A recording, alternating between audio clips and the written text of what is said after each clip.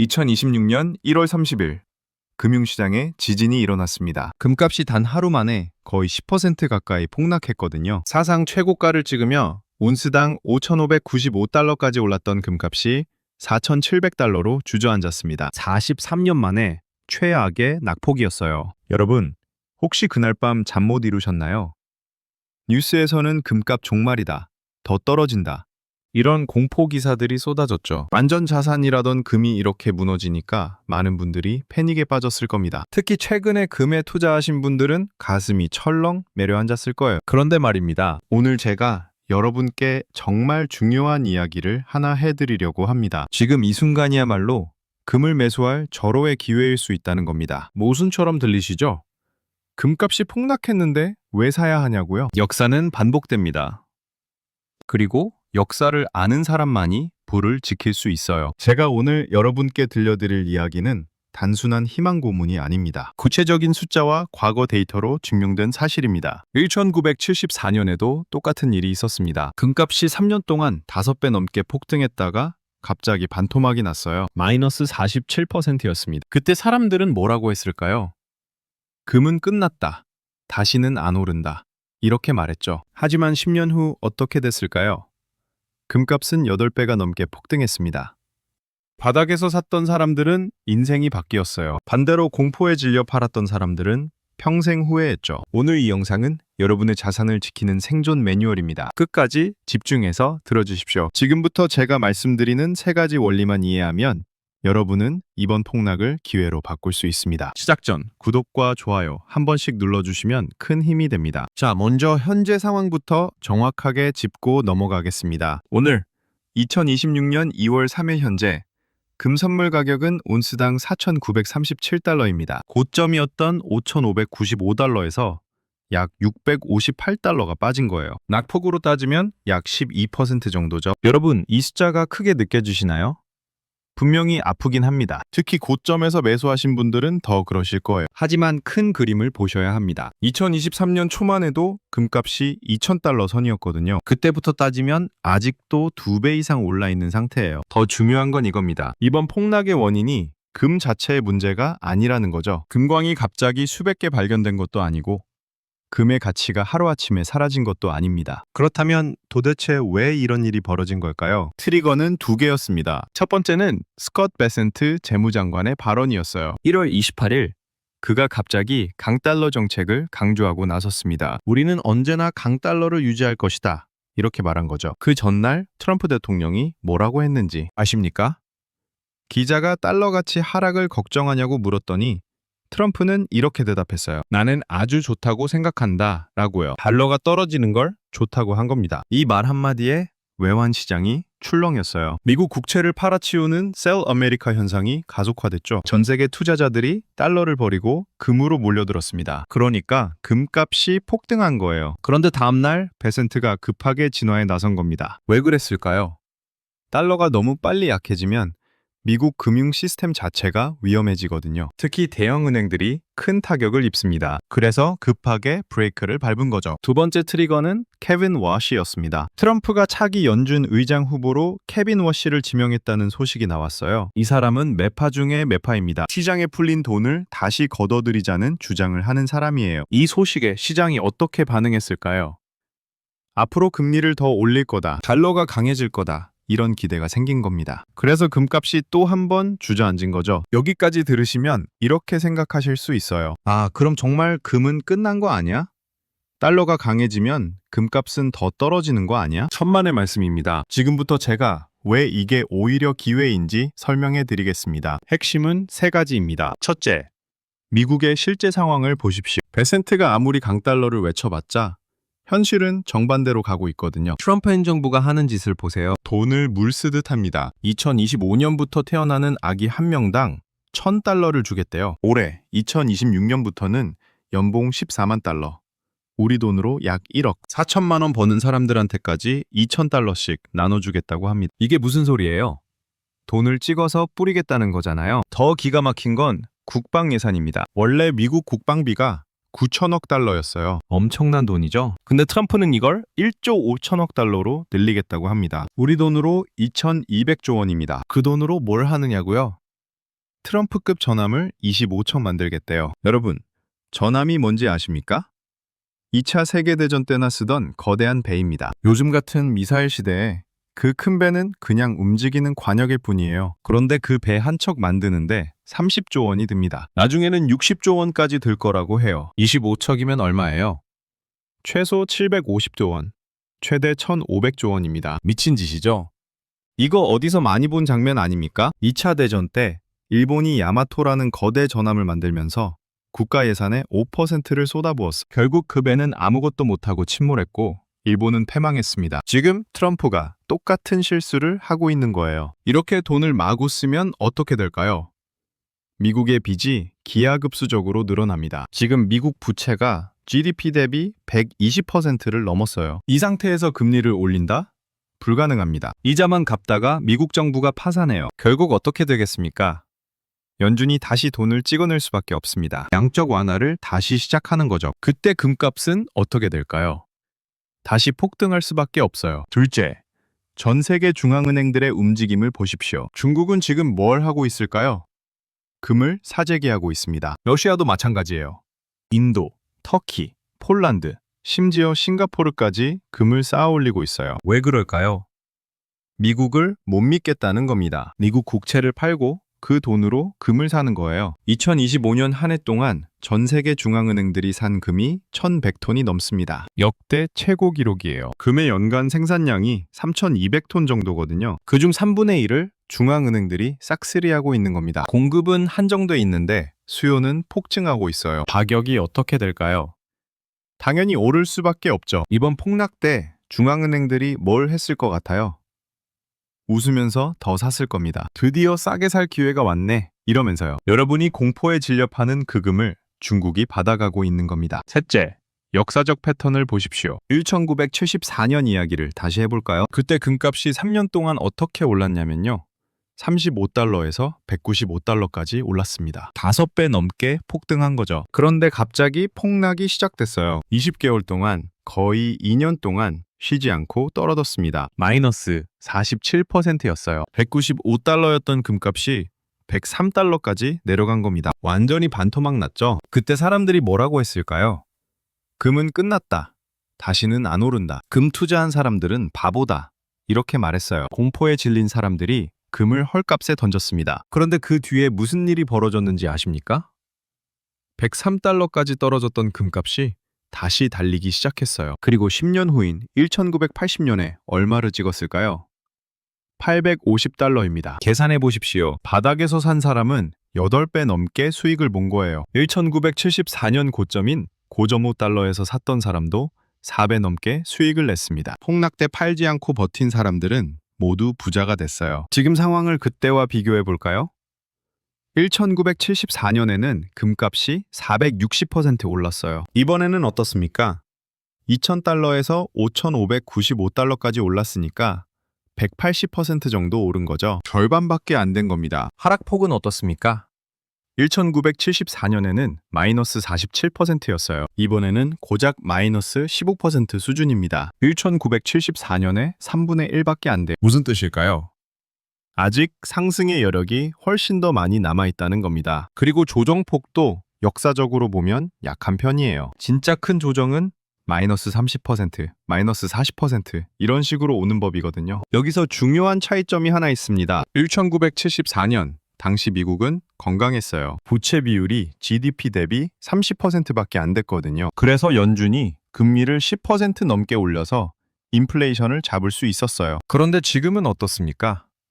부채 비율이 120%가 넘어요. 금리를 조금만 올려도 미국 정부가 이자 부담을 못 견딥니다. 한마디로 지금 미국은 금리를 올려서 금값을 억제할 힘이 없다는 겁니다. 더 결정적인 차이가 있어요. 1974년에는 베트남 전쟁이 끝나가고 있었고 오일 쇼크도 진정되고 있었어요. 그래서 금의 매력이 떨어진 거죠. 하지만 지금은 어떻습니까? 트럼프가 베네수엘라를 침공하겠다고 하고 그린란드를 사겠다고 우기고 이란에 군대를 보냈어요. 전쟁이 끝나는 게 아니라 오히려 확대되고 있습니다. 지정학적 리스크가 날로 커지는 거예요. 원자재 가격도 계속 오르고 있어요. 배터리와 첨단 산업에 필요한 금속들의 가격이 천정부지로 치솟고 있습니다. 인플레이션이 끝날 기미가 안 보여요. 이런 상황에서 금값이 장기적으로 어떻게 될지는 뻔한 거 아닙니까? 자, 그렇다면 우리는 구체적으로 어떻게 해야 할까요? 지금부터 말씀드리는 3가지 실전 전략을 꼭 기억하십시오. 이게 여러분의 자산을 지키는 핵심입니다. 첫 번째 전략, 분할 매수입니다. 절대로 한 번에 몰빵하지 마십시오. 금값이 떨어졌다고 해서 전 재산을 한꺼번에 투입하면 큰일 납니다. 왜 그럴까요? 추가 조정이 올 수 있기 때문이에요. 지금 4,937달러 선에서 바닥을 잡은 것처럼 보이지만 단기적으로 4,500달러까지 갈 수도 있고 심하면 4,000달러까지 떨어질 수도 있어요. 그때 여러분이 이미 전부 매수했다면 어떻게 되겠습니까? 멘탈이 무너지죠. 이렇게 하십시오. 투자할 금액을 5번으로 나누세요. 예를 들어 5천만 원을 투자하려면 1,000만 원씩 5번에 나눠서 사는 겁니다. 첫 번째는 지금 바로 사고요. 두 번째는 일주일 후, 세 번째는 2주일 후. 이런 식으로 나눠서 매수하는 거예요. 가격이 오르면 어떻게 하냐고요? 상관없습니다. 어차피 장기 투자니까 단기 등락은 큰 의미가 없어요. 가격이 내리면요. 더 좋죠? 평균 단가를 낮출 수 있으니까. 분할 매수의 가장 큰 장점이 뭔지 아십니까? 심리적 안정입니다. 금값이 떨어져도 아직 살 물량이 남아있으니까 마음이 편해요. 금값이 올라도 이미 일부는 샀으니까 후회가 덜합니다. 이게 바로 전문 투자자들의 비법이에요. 두 번째 전략. 실물금 비중을 높이십시오. 금 투자에는 여러 가지 방법이 있어요. 금 ETF, 금 펀드, 금 선물, 금 통장, 실물금. 이 중에서 지금 같은 위기 상황에서 가장 안전한 건 실물금입니다. 왜 그럴까요? ETF나 펀드는 종이증권이거든요. 진짜 위기가 오면 휴지 조각이 될 수 있어요. 2008년 금융위기 때 리먼 브러더스가 망했잖아요. 그때 리먼 브러더스 증권을 가지고 있던 사람들은 어떻게 됐습니까? 전부 날아갔어요. 하지만 실물금은 다릅니다. 내 손에 쥐어진 금덩어리는 절대 사라지지 않아요. 은행이 망해도, 증권사가 망해도, 심지어 나라가 망해도 금의 가치는 남습니다. 그래서 진짜 부자들은 실물금을 금고에 쌓아두는 거예요. 물론 실물금에도 단점은 있어요. 보관이 불편하고 사고 팔 때 수수료가 좀 높죠. 하지만 지금 같은 시기에는 그런 불편함쯤은 감수할 가치가 있습니다. 자산의 최소 10%에서 20%는 실물금으로 가져가는 게 좋아요. 금은 어떻게 사냐고요? 은행에 가면 골드바를 팔아요. 24K, 그러니까 순금 99.9%짜리를 사시면 됩니다. 무게는 37.5g, 100g, 200g 이런 식으로 있어요. 본인 형편에 맞춰서 사시면 돼요. 여기서 팁 하나 드릴게요. 김치 프리미엄을 조심하십시오. 국내 금값이 국제 금값보다 훨씬 비쌀 때가 있거든요. 작년 말에는 프리미엄이 20% 넘게 붙었어요. 그때 샀다가 프리미엄이 사라지면 20% 손해를 보는 겁니다. 그럴 때는 어떻게 하냐고요? 미국 금 ETF를 사는 방법도 있어요. IAU나 GLD 같은 상품이 대표적이죠. 환율 변동이 있긴 하지만 김치 프리미엄보다는 낫습니다. 하지만 장기적으로는 역시 실물이 최고예요. 세 번째 전략. 은도 함께 매수하십시오. 여러분, 은 가격 보셨어요? 금보다 훨씬 더 심하게 떨어졌습니다. 하루 만에 30%가 빠졌어요. 온스당 100달러를 넘었다가 70달러 선까지 내려갔거든요. 왜 이렇게 떨어졌을까요? 은은 금보다 시장이 작아서 변동성이 훨씬 큽니다. 투기 자금이 몰렸다가 빠질 때 급등락이 심한 거죠. 하지만 역으로 생각하면 이게 기회예요. 은은 금과 달리 산업용 수요가 엄청납니다. 태양광 패널, 배터리, 전기차, 반도체 등등 첨단 산업에 없어서는 안 될 금속이에요. 수요는 폭증하는데 공급은 한정돼 있습니다. 장기적으로 가격이 오를 수밖에 없어요. 금은비라는 게 있어요. 금값 대비 은값의 비율이죠. 역사적으로 이 비율이 1대 15에서 1대 20 정도면 적정 수준입니다. 그런데 작년 말에는 1대 100까지 벌어졌어요. 은값이 금값에 비해 너무 저평가된 거죠. 최근 폭락으로 금은비가 1대 50 정도까지 좁혀졌습니다. 그래도 여전히 은이 싼 편이에요. 앞으로 금은비가 1대 30, 1대 20으로 좁혀진다면 은값은 지금보다 2배에서 3배까지 오를 수 있습니다. 그래서 전문가들이 뭐라고 하냐면요. 자산의 반은 금으로, 반은 은으로 가져가라고 해요. 금은 안정성을, 은은 수익성을 담당하는 거죠. 균형 잡힌 포트폴리오를 만드는 겁니다. 자, 이제 주의사항을 말씀드려야겠습니다. 아무리 좋은 투자라도 함정은 있거든요. 이걸 모르고 들어갔다가는 큰 낭패를 볼 수 있어요. 첫째, 절대로 빚내서 투자하지 마십시오. 레버리지라고 하죠. 증거금을 걸고 10배, 20배, 50배 물량을 사는 거예요. 이거 정말 위험합니다. 금값이 2%만 떨어져도 원금이 전부 날아가요. 이번 폭락 때 왜 이렇게 금값이 급락했는지 아십니까? 레버리지 투자자들이 마진콜을 받아서 강제 청산당한 겁니다. 빚내서 투자한 사람들이 한꺼번에 떨궈지니까 가격이 수직 낙하한 거예요. 시장의 큰 손들은 이걸 노립니다. 일부러 가격을 흔들어서 레버리지 투자자들을 털어내고 싼 값에 금을 사가는 거죠. 여러분이 빚내서 투자하면 바로 그들의 먹잇감이 되는 겁니다. 내 돈으로만 투자하십시오. 그래야 금값이 떨어져도 버틸 수 있어요. 버티면 이깁니다. 하지만 빚이 있으면 못 버텨요. 강제로 팔아야 하거든요. 그게 바로 패배의 시작입니다. 둘째, 단기 수익을 노리지 마십시오. 금 투자는 장기전입니다. 일주일, 한 달 만에 수익 내려고 하면 100% 실패해요. 금은 그런 자산이 아니거든요. 금의 진짜 가치는 10년, 20년 단위로 봐야 합니다. 1971년에 금값이 35달러였어요. 지금은 4,937달러입니다. 55년 동안 140배가 오른 거예요. 이 140배라는 놀라운 수익률이 일직선으로 왔을까요? 절대 아닙니다. 반토막 나는 폭락도 있었고 몇 년씩 제자리 걸음하는 지루한 시기도 있었어요. 하지만 결국 끝까지 보유한 사람들이 승리했습니다. 여러분도 마찬가지예요.